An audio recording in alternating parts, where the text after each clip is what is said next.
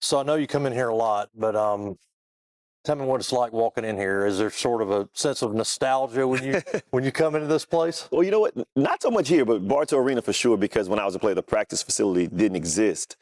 But there were still gyms in this building that my teammates and I had a chance to obviously come in here and work on our games. And so, everything gets better when you leave. And so when I come in here, nostalgia is probably, part of it, but more of it is just, man, I wish we had this here like this when I was a student. But these guys they're very fortunate, man. Yeah. So are you kind of like a rock star on campus? People still recognize you? Well, I wouldn't say rock star. I try to, just kind of come in and just be available for the guys, not so much on campus. It wasn't so long ago that I was in their position, and I feel, every game the same way I felt it as a player, as a fan now. It's like watching someone, pick on your little brother, or your little brother participate in something. You're still right in the midst of it. You feel every emotion. Yeah. And I don't think that ever really goes away. Yeah. Do they bring you in to like talk to the team or give like a pregame speech or anything like that? Or? Well, not often. I've had the opportunity to speak to the players before, but because I'm around so much with the broadcasting schedule, they see me as sort of just, the former player who's always near and dear. So I think if any guy needed to talk or wanted to talk, they know they have a opportunity and access to me. Yeah, we were trying to get a parking space down here earlier, and I mean, I was talking to my videographer. I was like, man, I feel so old. I mean, I'm 48 years old now, and I'm pulling up to a college campus, and but for you, do you still? I know you still think about your time as a player a whole lot. And so, tell me a little bit more about that, as you're coming back full circle as a broadcaster, how does your playing days translate to what you're doing now? Well, I think I have a greater appreciation for what we were able to do as players, because they have a lot on their plates, man. And with being in class all that time, and of course the practice and the energy you have to expend to be a good player, I have a lot more respect for it than I think I did as a player, because when you're young, you're full of energy and you're just kind of, flying by the seat of your pants. But as you get older, as you and I both are, you recognize that what they're doing and what you had a chance to do is pretty special.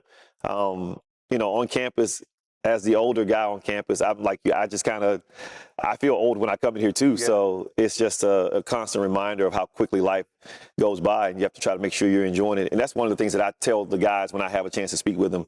Hey, enjoy this, because one day soon you're going to be the guy out beside Bartow Arena looking for a parking spot and remembering, your time here. And it goes way quicker than you could ever imagine. Yeah. What are you seeing as the differences between the players when you were playing and what, the players that are playing now? What are some of the challenges that they have to face that maybe you didn't have to face? I think the biggest challenge is that everything you do is essentially under a microscope because of social media. Everyone has a phone. Everyone is constantly on their phone. They're constantly recording everything you're doing. And so nothing is truly private. Even the guys, when I was here at 6 a.m. as a player working out, no one was recording it. Now, if you come into a gym, somebody's probably recording you working out because they're trying to build their brand for social media, or some social media team is trying to get you to allow them to build your brand. This is a lot of distractions from that part. But for the most part, I think at the core of it, the game, I think most of that has stayed the same. Yeah. You have guys that love to compete, love to play, and that want to be coached. And that probably transcends every generation. Of course, the way you get there in terms of how you're allowed to coach players and how you're allowed to pull those things out of them, that has changed tremendously. Yeah. But for the most part, I think at its essence, I think, players are still players. Yeah. How hard is it for a coach right now at a Division I level? And I know you're not coaching. You and I are both coaching our kids, in Little League baseball and things like that. But let's talk about the coaches for just a minute, because you've got so much, more with NIL that you have to deal with, the transfer portal. I mean, do you have conversations with the coaches here about, the difficulties of that? Right, I do. And here's the thing. When you have tons of money at your disposal in certain programs, the NIL deal doesn't affect you as much, but it still does, because you still got to convince kids that you're the best environment for them to grow their game and for them to get a chance to chase their dream, which is, for most college players, they want to play professionally in the NBA, and, for those that can, in Europe. So I think that part is still pretty tough for everybody. The hardest part, I think, is just having to re-recruit guys. You know, you spend a lot of time and energy convincing a player that this is a place for you, this is a place where we can help you.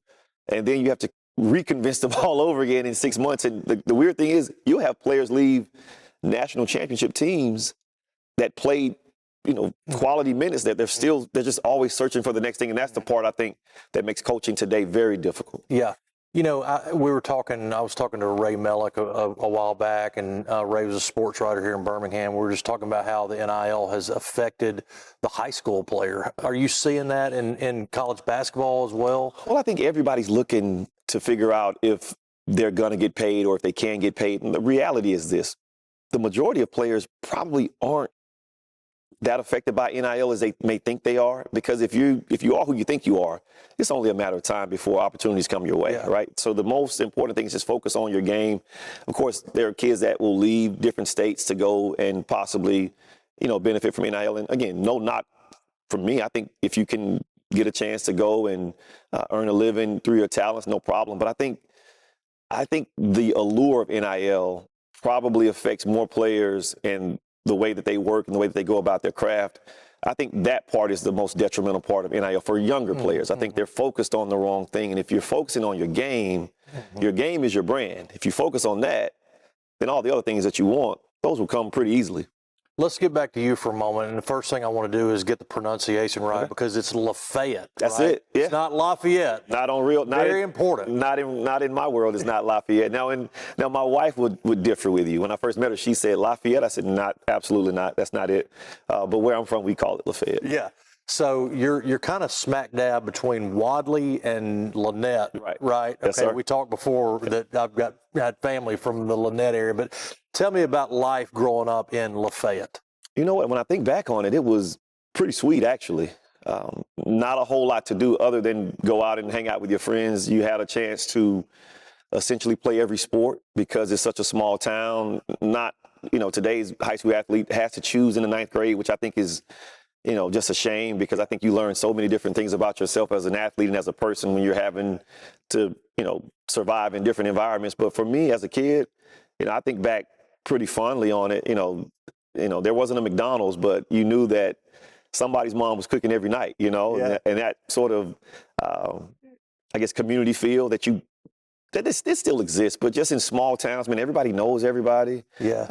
You know, we call each other by our whole names. I mean, it's just a different level of love that I personally experience at home and that I miss. And of course, you know, community is about the people for sure. Yeah. But Lafayette for me is a special, special place. Yeah. Now, did you play other sports in high school? I played baseball, I played football, and that's all we had. We didn't have track and you know, soccer or anything like that. But my best memories of being a kid in Lafayette is just playing Little League baseball, as you mentioned. It's one of the ways that my dad and I mean, we spent a ton of time at the baseball field. He was my coach. And when I think back on just the best times, the most exciting times of my life, it was with my friends riding our bikes around Lafayette or at the baseball field, or, you know, on a Friday night, just hanging out with our, you know, in the center of our town, you know, after a game with our whole community.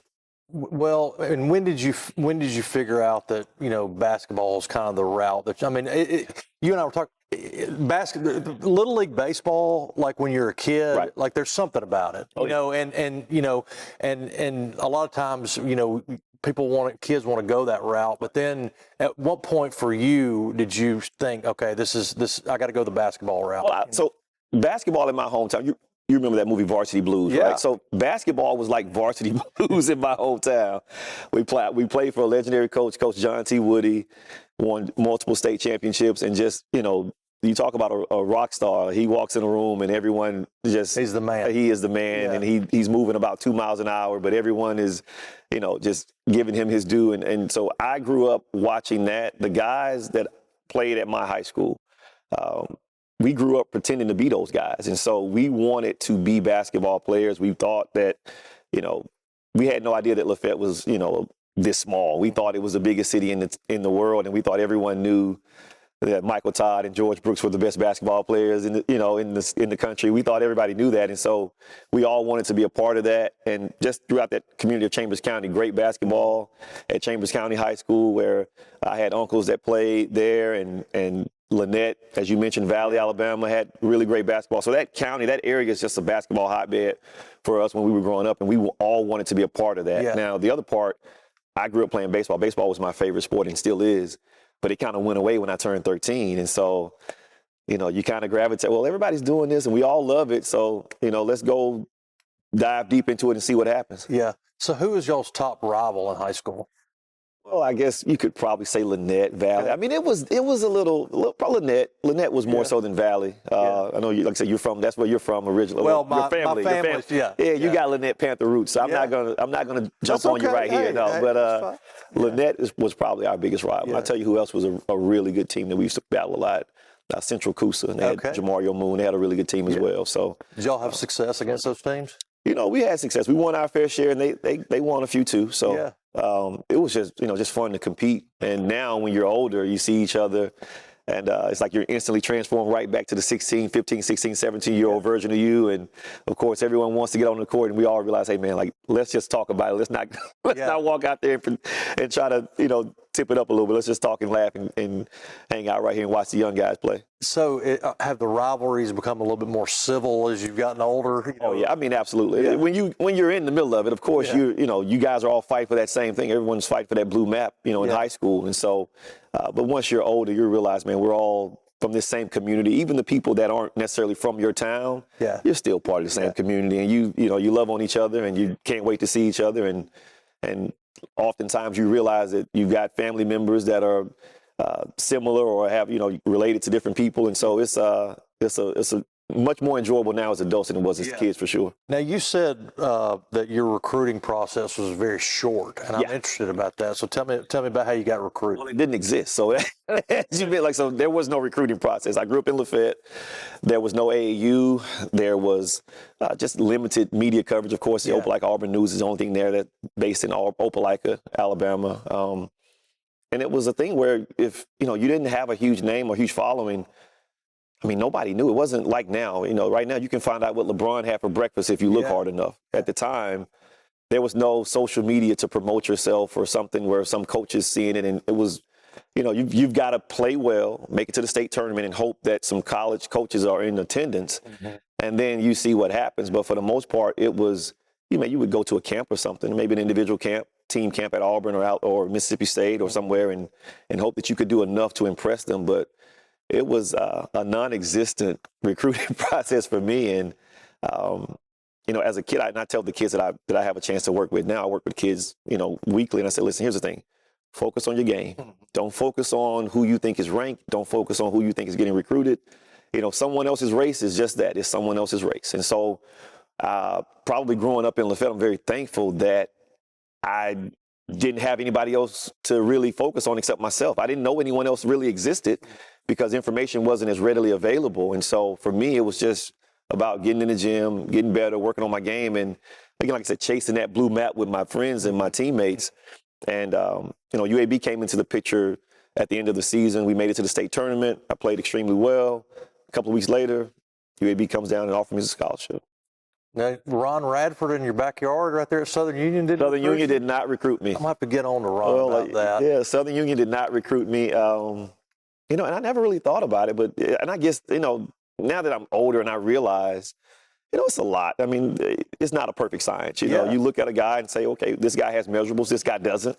And so that played a part for sure. But and back then, I mean, you could have gone, you don't have all this information that you've got now, and not to make excuses, but you just didn't have any, that much information. Right. You could have gone to a game and maybe they had an off game. I had a lot of off games. Right. I didn't get recruited a whole lot. So that's interesting. And, and you were recruited by Murray Bartow, right? Okay. So he was your first college coach. You go into that situation. So I want to know the comparing and contrasting styles between Coach Bartow and Coach Anderson. So I know I think there's going to be a pretty hard contrast here. I'm interested to hear what you say. Well, Coach Bartow was my first coach, and to be honest, if Coach Bartow doesn't give me an opportunity, I'm probably not sitting right here talking to you. There's no doubt that I would have probably been able to figure out some things basketball-wise. I would have been able to go and maybe walk on at a JUCO or something of the sort. But what Coach Bartow did for me and my family, I I'm at a loss for words to truly describe. And so I'm extremely appreciative and thankful that he took a chance on a kid that he'd only seen for maybe a couple of days, him and Coach Kennedy and Coach Thomas Johnson. I think the biggest difference was just the style of play. Like Coach Anderson, he was energetic in a way that reminded me of my uncles, because he's around their age. And so Coach Anderson was just full of energy, and it was just up and down. The way you saw us play under Mike Anderson was truly a reflection of his personality and his attitude with us. And Coach Bartow, he had his own fun in his own way as well. And we played hard under him, or at least I did. We played hard and tried our best, but just a different level of, focus. Coach Anderson, he wanted you to get up and down a little bit. Coach Bartow, he wanted you to execute in a different way. And I think both of them had the same idea, like, hey, let's get a great shot. Let's play great D. And they just had different ways of going about it. As you're talking, I'm sitting there thinking, like, you've got two guys that have incredible mentors. First of all, Murray, his dad is a legend here, right. Number one. And then obviously for Mike Anderson, it's Nolan Richardson. So did you have that sense as a player, and did you get to know those guys at all? Was that influence a part of what y'all were doing at UAB? Oh, absolutely. So in Coach Bartow's dad, Gene Bartow, he was the athletic director when I first got here, right? So now that I'm older, like, I realize, like, when your name's on a building, that's a lot of pressure. That's a lot of expectations. And of course, when your dad's won so many games, like, I couldn't imagine waking up every morning having to walk in those footsteps and to try to fill those shoes. That was a lot for anybody to have to do. You can't, it's hard to follow a legend even when he's not your dad. And so that part, for Coach Bartow, I as an adult now, I don't envy the position he was in. Of course, he's had been on the job a few years before I got here. So, I mean, it's just a lot. With Coach Anderson, of course, Coach Richardson, I can think back to the times that Coach Richardson would come to practice. And of course, practice is really amplified because Coach Richardson's there. Every kid wants their dad to see them do well, right? Did y'all know he was coming, or was it kind of like sprung on you a little sometimes bit? Okay. You would typically, when Coach Anderson would walk down the steps, Coach Richardson would be with him. And so you didn't necessarily know, but when you saw Coach Richardson, you knew, hey, listen, this is going to be a different hour and a half or 2 hours because Coach Richardson is in the building. And like I said, everyone wants their mentor to see them do well. And of course, it would be no different if Coach Bartow or Coach Anderson came to watch me coaching my 6th grade team. I would want them to know that, hey, I listened to you. I heard the good things you taught me, and now I'm applying it. And I would hope that I'm pleasing you as a coach. And I think that for sure Coach Anderson and Coach Bartow both would want to do that for their mentors. But when Coach Richardson was here, oh my God, you could see the look on everyone's face when they saw him walk down because they knew this is going to be really, really physically demanding. Yeah. Were you able to have conversations with either one of those two guys personally, Coach Gene Bartow and Coach Nolan Richardson? Coach Gene Bartow, I probably was too shy as a freshman or as a young sophomore to really talk to him. Again, a kid from Fayette who hasn't really been anywhere. I'm just happy to be in the building. I'm not going to go and knock on the doors, but I wish someone had said, hey, you should go and push and ask questions and interact a little bit. And Coach Gene Bartow was always very complimentary of me as a player, and he took time out to always talk to us and share with us whenever, our paths crossed. And Coach Richardson, he wasn't there, so much where you could, but when he was around, he was very intentional about just interacting with us because, of course, we've all seen Nolan Richardson on TV our whole lives. And so he was very, very nice about just kind of sharing with us and encouraging us in his own way. Of course, at the time he wasn't coaching the team, so we were his team. Yeah. What's it like being a player at UAB? Because I think, a lot of times, UAB doesn't get the pub or the respect of an Alabama or an Auburn, and that's not to disparage UAB at all. No. But what is that like being a student athlete here? Well, I think, from my own personal experience, I just had a great appreciation for the people that came before me. So I mentioned Valley, Alabama. So Stanley Jackson was from Valley, Alabama. He was a great player here at UAB. So UAB was in the forefront of a lot of, our thoughts and conversations where I'm from because there was a local kid that was here who was playing well. Of course, once I got here, I just dove into the history of the program. Historically, one of the best programs in the country. Steve Mitchell, the greatest Blazer of all time on the court, arguably, he turned down Duke to play here at UAB. At the time, which, I mean, you would say that out loud now and a kid would maybe, laugh you, into a coma. But that was the reality. This place was the place to be, during that Gene Bartow early 80s era when they first started this program. And when you think about starting something from scratch, like it's just hard to do. And to get that amount of success so early just set the foundation for a wonderful program. I think today, maybe not every player is a true student of the game. And so I think maybe some of the things that make this place really special, they just don't know about it. You can search and Google historical facts and like, man, I didn't know that. And it will change your outlook on everything. And I think for a lot of basketball fans who really understand the game and really understand the historical significance of what UAB's accomplished as a program and just how good they are from, year in and year out, I think they have a healthy respect for where we are in the landscape of college basketball. Of course, for the casual fan, I mean, you're going to gravitate towards the flash and towards the branding and all of that, and that's fine too. But I think the people who know, they understand what we're about. Did y'all have a little bit of a chip on your shoulder because of that? Probably so. I was a guy that wasn't recruited, so I mean, you can't. My chip is invisible in front of you, but I think I've always had a chip on my shoulder. So there's absolutely times where you would feel, well, okay, like maybe they don't respect us as much as they should. But the reality of it is, once you're on the court as a player, respect is earned. And so there was never a time I thought my teammates or I felt that we were in a position to where we were going to get embarrassed or we thought that we couldn't hold our own. I mean, we never felt that in any circumstance, in any arena, at any time. And so sometimes having a chip on your shoulder, it helps a little bit. I've always tried to use that as motivation to go out and give my best effort. And I hope I'm instilling that in the young athletes that I teach. Hey, listen, it's okay to be looked past and underestimated, but if you utilize that as motivation and fuel, you'll have everybody's respect soon enough. Mm-hmm. Do you think people kind of underestimate how good and how good Conference USA is? I mean, and that brand of basketball. Do you feel like people kind of understand how good a basketball that is? Well, I think Conference USA was really good when we were here. Obviously, Cincinnati, DePaul. We're talking about Louisville. Coach Denny Crum was here my first couple of years. Coach Pitino obviously took over for him.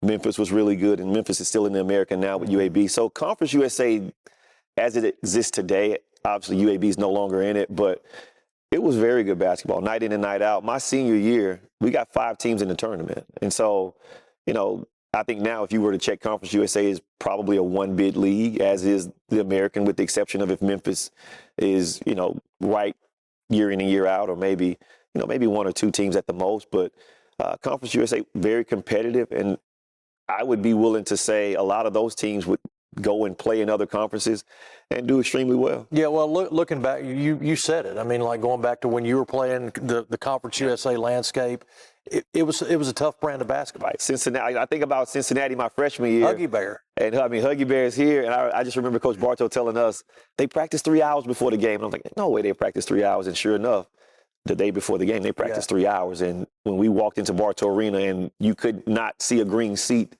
in the building. Yeah.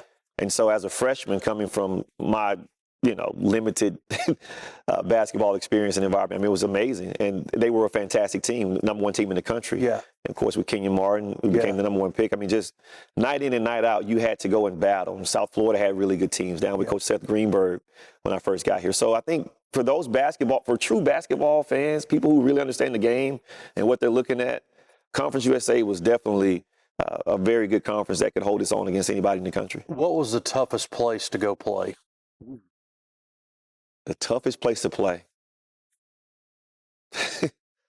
That's, you know what, maybe it's probably not the answer you're thinking, but Tulane. Tulane was very difficult to play in. And not because of a rambunctious crowd. It was very hard to play. It was, the arena, the way it kind of sat. Old. It just wasn't. Yeah. It wasn't an inviting environment. When you go to a place and there are people screaming and they're, maybe possibly wanting to throw stuff at you, that's a different level of energy. And so that you can use that. But when you're in a place like Tulane, or at least the old space, it was a little more difficult. Kind of a dungeon. Yeah, it was hard. We're going to upset some Tulane people. Well, I apologize. Again, and here's the thing: they they won. Yeah. They won a lot of times down there. So, I mean, it's not a knock. It was just difficult for us to play there. And maybe other teams didn't have that same feeling. Maybe other teams felt that way about Memphis. But for Cincinnati and Louisville, like those places were always fun because you knew the crowd was there and it was going to be an interesting battle. And it was just a matter of like, hey, is my best better than their best tonight? And as a player, I mean, that's the ultimate, test. That's what you want. Did you play better against Cincinnati or Louisville? Did I play better against Cincinnati or Louisville? Depends on the year. I had some good games against both, some solid games against both. Yeah. But I think, Cincinnati was, with Coach Huggins, man, you look over there and you could see his face and then he's in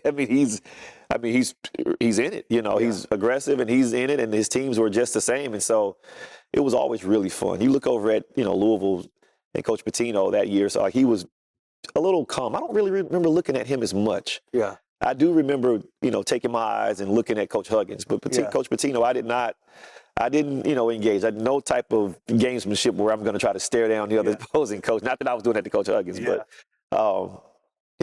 just a fun time, man. Such a fun time to go out and compete against people that you've seen on TV literally your whole life. Did you was there a team that you felt like, hey, I'm going out, I'm getting 20 tonight? Every team I felt like that. I did not have that problem with regards to confidence. I was a very confident player. I think you can go back to the chip on my shoulder maybe. I felt like I was capable or just as capable as anyone on the floor. And so that was kind of my thing. As a high school player, I scored a lot of points. And in college, I was able to score because my teammates, they helped me do that. The coaches allowed me to do that. So, yeah, I always felt pretty good if the ball was in my hands. I never really, I don't know if anybody's ever asked me that. I never doubted myself as far as scoring the basketball. I like that. So, I want to talk about what you're known for. I mean, let's face it. You probably have to have this conversation all the time. I'll try to ask it in a way that maybe a little bit fresh for you. So let's just start with the Washington game. Okay. Yeah. Can you remember anything about that game? Yeah, I shot really poorly. Tell me about that. I shot really poorly. I do remember that personally.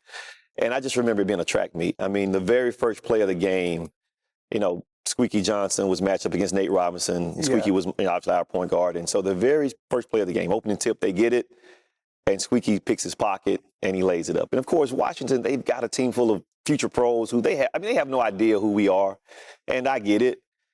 But I felt really good about the game because I said, you know what, I think we're going to be able to catch them by surprise. They're not really – they think they're going to walk out here and beat – they're sleeping a little bit. Yeah. And they were good. They had a fantastic team. Several NBA guys on their team. Will Conroy, of course, Brandon Roy. I mean, he was just phenomenal, man. It was like he was on a motorcycle and the rest of us, we were on a bike. That's how it felt. But the Washington game went back and forth. Lots of great plays made on both sides. And I remember DeMario Edens being able to make some free throws down the stretch to sort of seal it for us. And so, when you're in the tournament, you just want to win. You don't care who scores. You don't care about, how many minutes you play. The goal is to just, survive and advance. Where was that game played? Columbus, Ohio. Okay, so the game against Washington was in Columbus, and the game against Kentucky was in Columbus. Correct. Okay, where was the game against Kansas? It was in St. Louis. St. Louis, okay. It was a St. Louis regional. Yeah. Okay, all right, let's get to Kentucky. So y'all come out very strong. You go out, you jump out to a 10-4 lead. How important was it to kind of make a statement early in that game? Well, I think we always wanted to try to attack fast and early, both ends of the court. We didn't want to just, attack you defensively, but offensively as well. And so Coach Anderson, he gave us all the confidence in the world to come out and, when you're open, shoot it. When you're not open, just get rid of it, move the basketball, play together, do all the things that we had always been doing. We didn't change a whole lot for Kentucky. It wasn't about, what they were going to do. We were really focused on us. And I know a lot of the times you think, well, teams are scouting you. They know everything you're going to run. Well, the reality of our deal was we didn't know what we were going to run because Coach Anderson gave us a lot of freedom just to use our basketball IQ and our awareness to maybe cut here or screen here or move here whenever, the spirit led us to do that. So, I mean, it was a difficult game for probably Kentucky to scout. But a fast start, it definitely helps. But Coach Anderson always used to say, listen, emotion will run out. And so you've got to settle in and play basketball. Once the highs of getting out to a 10-4 lead, once that's over, now you got to settle in and continue to get stops and continue to make plays on offense. Did the Washington game, did the Washington win kind of put a little wind in your sails that like, hey, we're here, we can do this? Well, I think it gave us a little relief because ultimately that was our first NCAA tournament game for a lot of us. For most of us. I don't know anyone on our team that played in the NCAA tournament prior to that.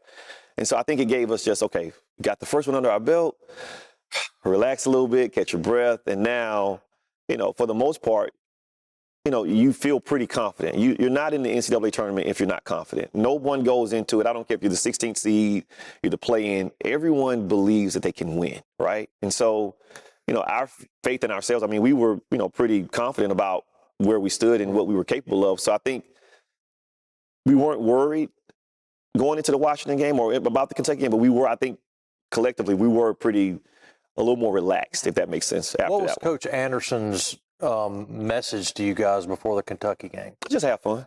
Just go out and have fun. Play easy, play smart, play together. It wasn't like, again, it sounds, weird or corny to say. We didn't change anything. Yeah. We definitely didn't change who we were. He just gave us the instruction. The one thing that I do remember him telling me, and it turns out to be pretty, prophetic. So he told me, he said, use your pump fake. Because in the Washington game, I struggled. I forced a couple of shots that probably we could have gotten better shots for sure, because you're pressing and trying to make a play. And he understood that, and he understood where, I was coming from and trying to make sure that, give us a chance to win. He understood it. But he told me, he said, I went back into the locker room prior to the tip, and he was still there.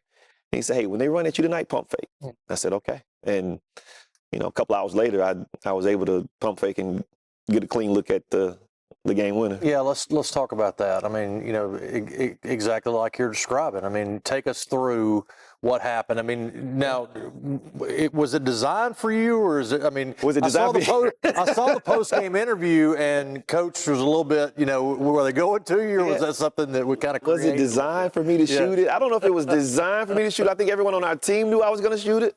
But just to backtrack a little bit, I made a three prior to that last shot. That was actually a much more difficult shot. And I thought in my mind, was it the corner three? It was a corner three. I thought in my mind, okay, that's probably the dagger. Like, that's what I kind of thought to myself. And we tried to run that same set the next play that we had the ball, and it didn't work. And so after that, that's when Coach Anderson just allows us to improvise, which is what he had done all season. Okay, now let's play basketball. You make a play, space the floor a little bit, move the ball, attack, kick it to your teammate, and let's see what happens. One thing that after watching it, just an incredible last minute, and then you've got the post game interview, and the first thing you do is talk about the Lord. So here's the thing, right? So I've had a lot of people ask me about that, and if you watch the whole tape, you realize that I wasn't actually on the floor for the final 14 seconds or so. I was actually on the bench, and you're face down on the bench. My immediate thing was just to pray. I mean, because here's the thing, right? So this is essentially the biggest moment of my life up to that point, athletically at least. And you got to think, if you have, everything that you've ever dreamed of, right, and within your grasp, and I'm a man of faith, and so for me, the natural thing to do was to pray. Like, if you were on a ship and it's going down, I mean, who would you call out to for help? I mean, I would call out to the Lord. So I didn't see any reason not to do the exact same thing. I wasn't thinking about, there are a million people here. I was just thinking, you know what? Like, God, help us. I've experienced a lot of disappointing losses before. And for me, it was out of our hands. I mean, nothing we could do. I mean, obviously, you control it, but you don't control it. They come down and make a shot. What could you do? Especially when you're on the bench. I wasn't even in the game. So I helped in the only way that I knew how to help. And so that is why, if you look back, you'll see me face down right there in prayer. And to be honest, I did not ask for us to win. That wasn't my prayer. I was just very thankful. And that was kind of my, I want to God, I'm very thankful for the opportunity to have done this, because I know and recognize that a lot of people don't get a chance to do it. Yeah. And so I was essentially, settling in my mind. And of course, I was hoping and praying. I was hoping that we would win, but I didn't say, God, let them miss. I didn't say that. I just, thank you, God, for giving us a chance to be here. Yeah. And giving me a chance to be a part of it. You said something interesting earlier. I mean, you were talking about the confidence that you had on the basketball floor, but then your faith is a little bit different than that because there's a selflessness aspect of that, and there's also hey, I've got to credit the source for my talents and abilities. So how do you, if you were talking to a young player about that, about how to kind of, be confident in your abilities, on the basketball floor, but at the same time, credit the one who's giving you those, how would you counsel a player with respect well, to that? And I can only use myself as an example. Like I was very, very aware, or at least in my mind, that I had been given an ability to play basketball to some degree. I was also very, very aware that that wasn't something that I was able to put in myself. Like I did not create myself, obviously, so I did not, I couldn't take credit for it. Now, God gave me the ability. He gave me the opportunity to work. He gave me access to people who could teach me. And if all of that goes away, then, I'm not going to be successful as a player. And so for a young player, I would just try to be intentional about reminding that player, listen, like God gives everybody gifts. How you use those gifts, that's going to be up to you. But you got to remember, he still gave you those gifts. And so for my basketball, especially, at that particular moment, it was just an opportunity for me to show people, listen, like I'm thankful for this. I know this isn't everybody's life. There were tons of guys that grew up right where I grew up who would have been just as good a basketball player if they'd have put time and energy in it and sacrificed the way I did. They had all the talent in the world. God bless them too. And just so he saw fit to give me an opportunity to play and to play on that stage and to experience what I experienced. I just think, it's silly for guys to not be more aware of that. I don't know how to, I don't know what would make you forget it, if that makes sense. Even though the players put in the work, he still gives you the ability to squat 400 pounds and lift 225 and run stadiums and jump. It's still, and I think a lot of times as athletes and as men, we get our egos in that, and we want to beat our chests and things like that, and we all do it, man. For sure. But it's like, I think one of the most transformative things, and again, it goes back to exactly what you're saying in the post-game interview, is understanding that he is the source of everything. Right. And look, I love talking about faith stuff with respect to this, and I was so excited about being able to talk to you about this because I want to know about your faith, and I want to know, I feel like you've had a strong faith probably your whole life, and so I wanted to know a little bit more about that. Yeah, and I was laughing. I'm laughing now or at least to myself, I'm laughing because I was telling a parent yesterday that if you saw me from the time I was 16 to now, you would think I was getting ready to become a pastor because that's when at the time I wasn't recruited. No prospects of being recruited. And I figured, like, if I just keep working, keep praying, keep working, keep praying, keep working. And that was my plan. I'm going to work as hard as I can. I'm going to pray as hard as I can. I'm going to just, that was it. That was all I was, focused on doing. Or at least that was what I felt like I could control with regards to becoming a college basketball player. All right. I think it's just, your ego gets involved for sure. And here's the thing. Part of your ego is what makes you successful, right? You've got to believe that you can do something. And I think the problem is when maybe you forget that who gave you the ability to do it, right? Or who constantly gives you the ability to do it. It's a very tricky thing. It's hard. It's a hard space to be, for sure. You've got to have that. You got to have that balance because you do want to be confident in yourself. Right. And you and I both are teaching confidence to an 8-year-old or a 7-year-old. You want that. You want them to grow up confident because I didn't grow up this kind of stuff that I'm doing right now. It scares the crap out of me, because I didn't grow up having that confidence athletically like you do or did. And but at the same time, it's striking that balance. I know I'm keeping on about this, but it's just a very interesting concept to me that, like, hey, there's a confidence level that you've got to have as an athlete, but again, you got to put it in the proper place. Right, because here's the thing. You're going to be a man much longer, or a woman, much longer than you're going to be an athlete, right? So for you to get so wrapped up in what you do as opposed to who's allowing you to do it, I think it's just a dangerous, slippery slope to be on, because what happens when, all of your confidence is in your ability, and all of a sudden, you step off a sidewalk and twist your ankle and you're never able to run again. Yeah. You can't jump as high. And so I think you've got to be able to keep it in perspective if you want to live well-rounded and a peaceful life. You want to be content with who you are. And I think, and I thank my parents because I think they instilled that in me pretty early. Like, listen, who knows what you're going to be, but I mean, you are, you're God's child first. And if you keep that in mind, everything else will handle itself accordingly.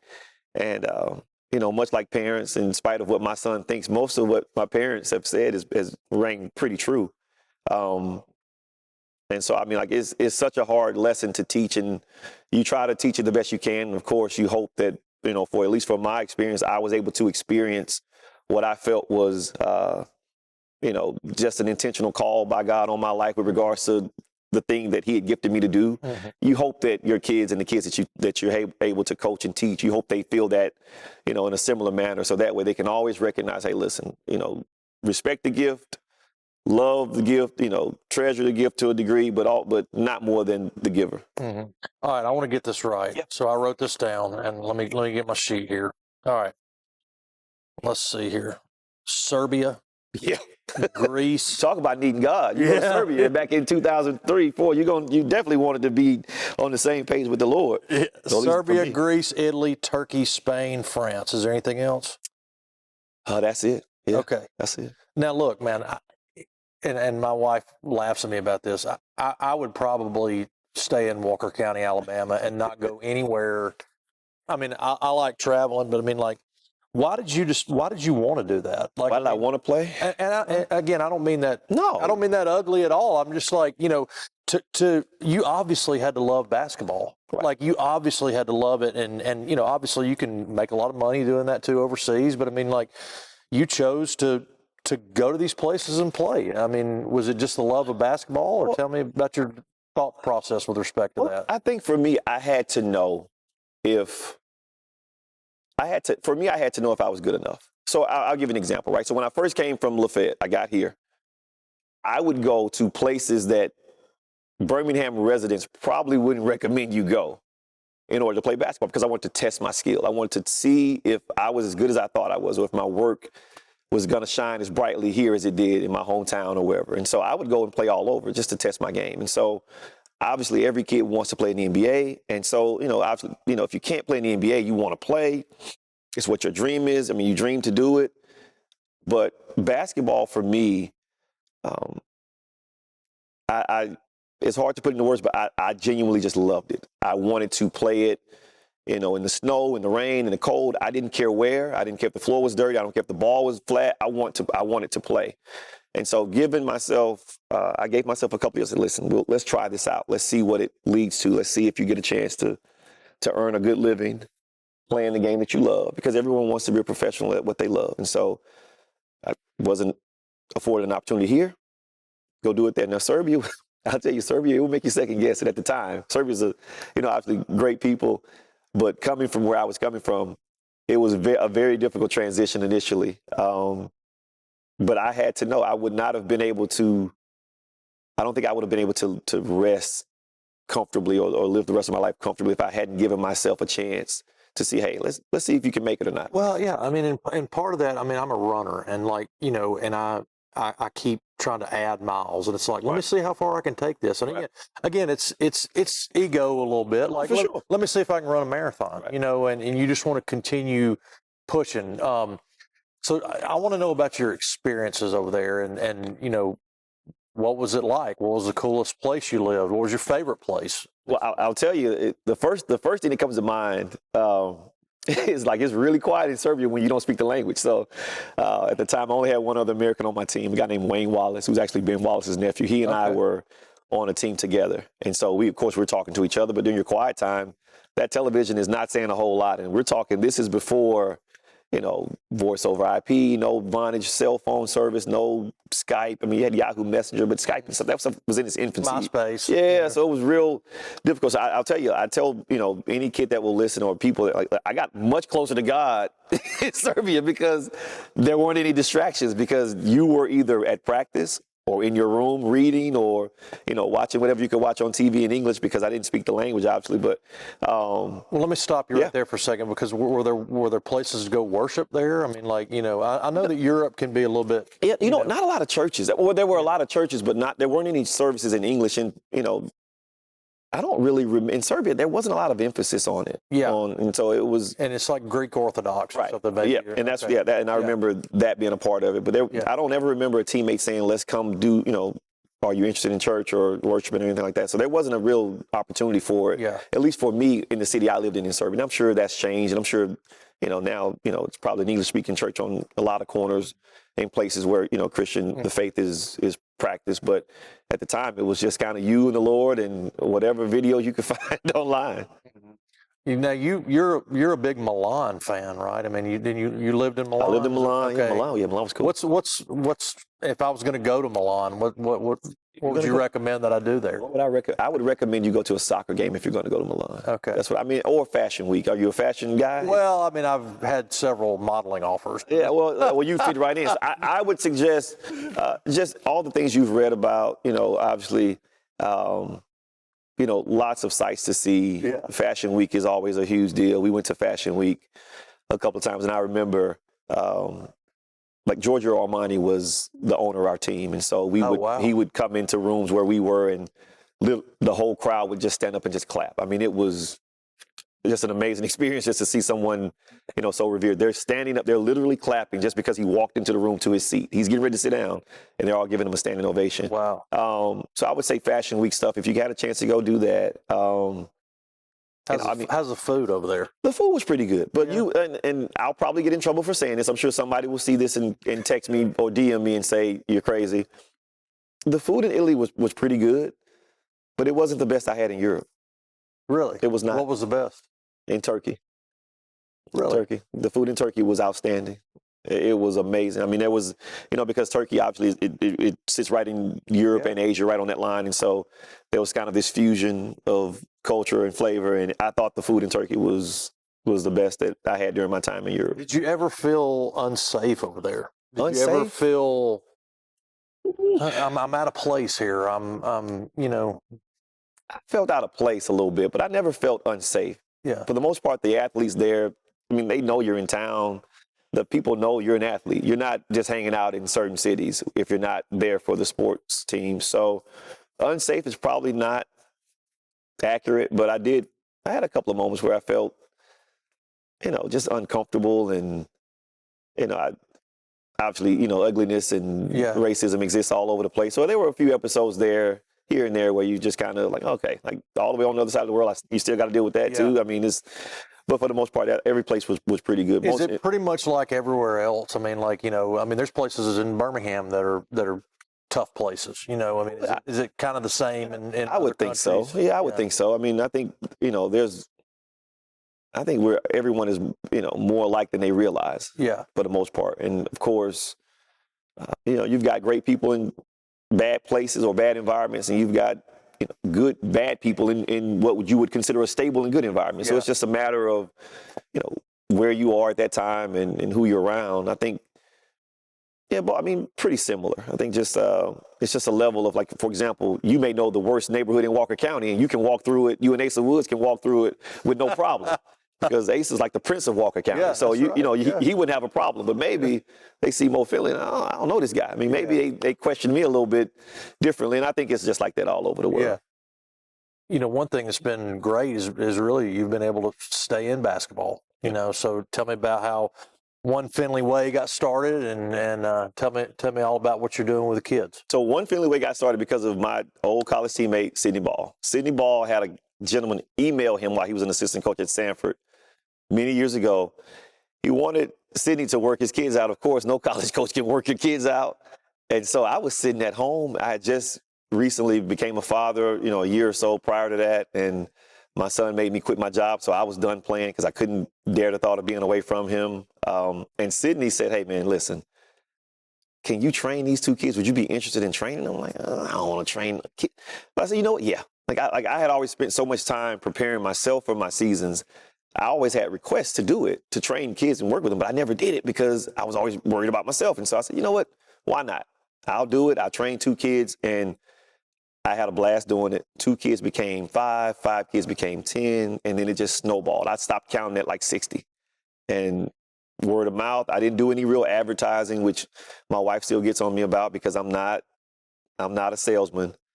I just think that if, this is something you need, you'll find it. And so it's been a great opportunity for me to stay close to the game of basketball. You mentioned we talked about what college coaches are experiencing now. I had a couple of opportunities to get into coaching right after I quit. And I mean, like, this keeps me close to the game without the stress of, NIL and portal and all the other things that you have to deal with now. Where are you doing most of your training? I do all the skills work over in Homewood. I am also the basketball director at Dawson Baptist Church in Homewood, Alabama. So all the skills training happens right there in their rec center. Occasionally, I will do it in my hometown or near my hometown in Lynette, down there with a good friend of mine, Charlie Williams, who's the head coach of the Lynette girls team. We do some skill work there in the summer. But for the most part, if you want to get some skill training, you just got to come find me right here in Homewood. And what are the age groups, and is it boys and girls? It's boys and girls, and we do, depending on the person. I have parents say, hey, can we bring, he's 5, he's 6. Well, that's a special case. And I always encourage parents, listen, just go and play with your kid. Take them to the gym, let them hang out, let them run around, see if they enjoy it. If they enjoy it, then you can start to think about someone maybe getting a little more hands-on and teaching them. But I've had a 6-year-old, and he was probably a 6-year-old who could handle himself with 8-year-olds. And so it was a little different case, but case-by-case basis.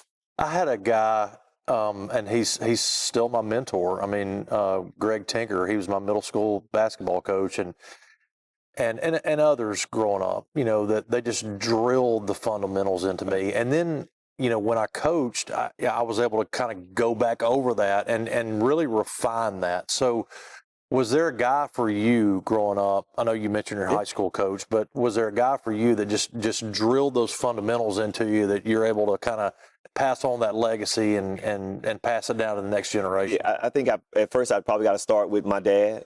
My dad did a really good job of just kind of making sure that I understood what was important about basketball, right? So that was the first guy probably.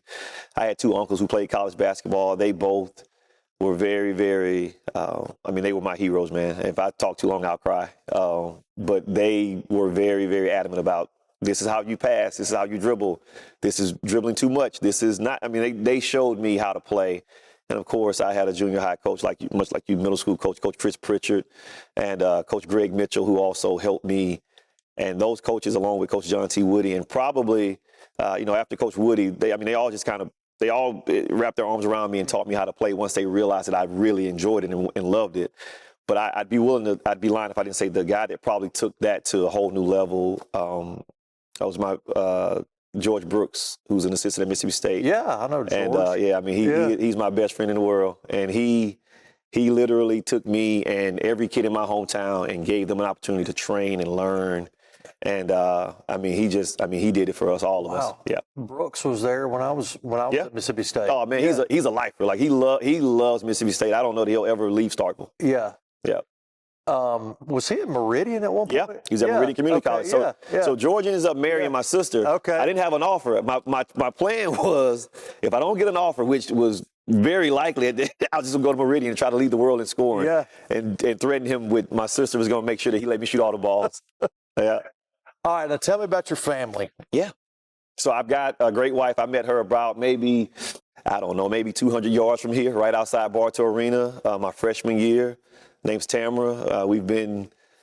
That was prior to the start of my freshman season. Before I ever scored a point, before Kentucky, before anything, she was one of the only ladies that would answer the phone when I called. So her and I, we stuck together through all of the basketball ups and downs. And so 2013, my last year in Spain, we brought back a little souvenir. My son, Brooks Finley, he's 12 years old, and he's just the best thing I've ever done in my life. It's not even close. It's the best, man. Yeah. And I got married late. I got married at 39, and I didn't ever think I'd get married, and I really didn't have children on I wasn't thinking about children. Right.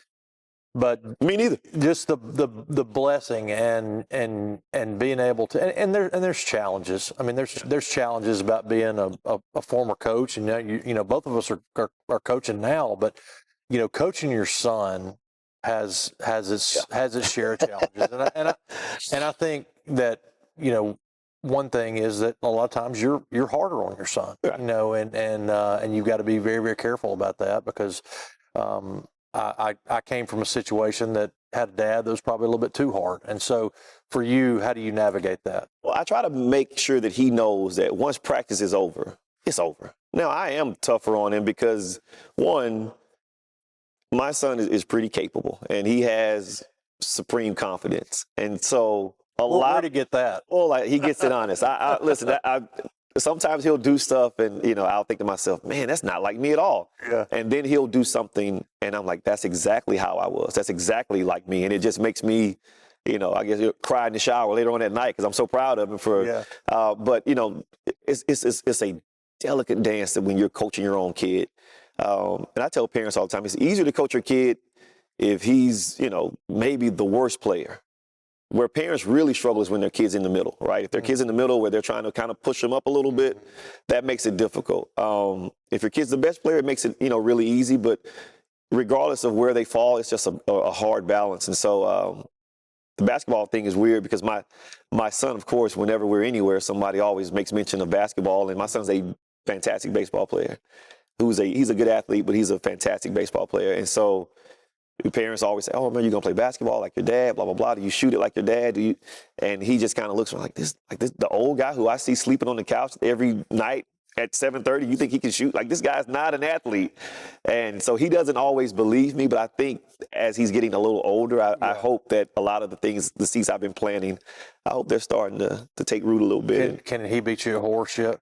Can he beat me? No. Your jump shot's the last thing to leave. Now, as long as if I don't have to move, if I got to move, yeah, right. He's gonna win. If I have to jump, he's gonna win. Yeah. Anything where quick movements or jumping, I'm officially out of that game. But right now, I can still beat him in horse. All right. So, like I said earlier, I mean, you're known for a shot. And, I mean, like that's awesome, man. That is awesome. But like, what do you want to be remembered by? Well, I want to be remembered for being a good man. Bottom line, I want people to know that when they experienced anything with me, whether it was on a basketball court or, at a church function or just anywhere, I want them to know, man, like Mo was a decent guy. He was a good human being. He treated me well. He treated me kindly. He treated me with respect. He tried to help me. He didn't try to, mistreat me in any shape or form. That's what I want to be known for. Because I think that, for me, that's bigger than any shot against Kentucky or UConn or anybody else you can name. So just want to be a good man, be a good person. I love that. That's it. Well, I think you are, man. Appreciate you. Thank you. Enjoy the interview. I enjoyed it as well. Hope to talk to you again soon, man. Me too. Thank you.